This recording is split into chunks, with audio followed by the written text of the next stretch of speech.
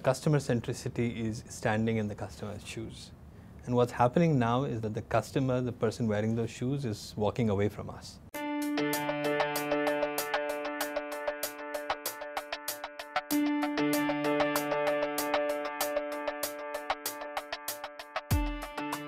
Customer centricity, very simply put, is the notion of, can you put yourself in the customer's shoes and view all the things that you have been offering them from their perspective.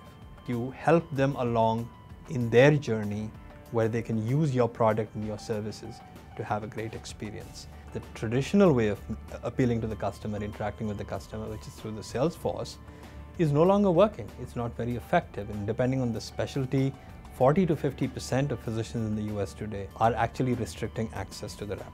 So they are no longer used to talking face to face.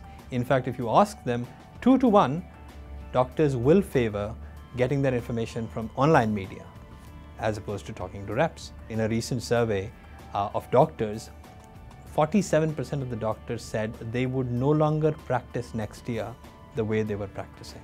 So even their own life is changing. They are planning to join ACOs, some are planning to retire early, some don't feel they can make enough money, they're going to have their practices bought by hospitals and so on.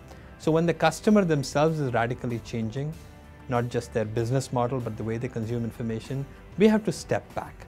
We have to say, look, this is a permanent change. We have to figure out how to be customer-centric in this new reality. Otherwise, we are going to lose our interaction, our contact with the customer.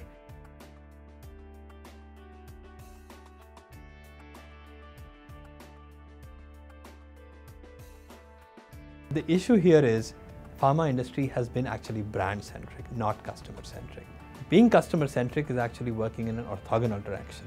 It's saying, let's not start with a brand, let's start with a customer, figure out what adds value to the customer, and then see, are there any brands or many brands or services on top of brands that we can create to fulfill what that customer wants to the best extent possible. The old mentality is quantity, quantity, quantity.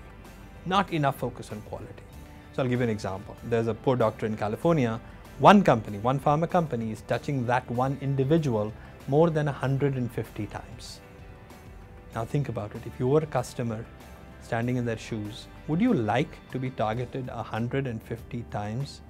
It's very uncomfortable to say, you know what, reach and frequency is no longer up to us. It's up to the customer to decide what they're willing to accept, how they will choose to engage with us, as opposed to us determining how we choose to engage with them. Instead of coming up with one great dish that you can feed everyone, you now have to change your mindset and say, I need to create a menu, a buffet. Sales is a very big channel for marketing, but traditionally they've been in two very different, powerful functions in pharma, and working together to make sure that they completely surround the customer together is hard.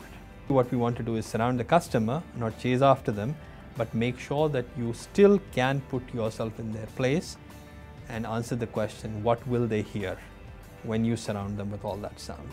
More noise like we used to have, or something a lot more harmonious?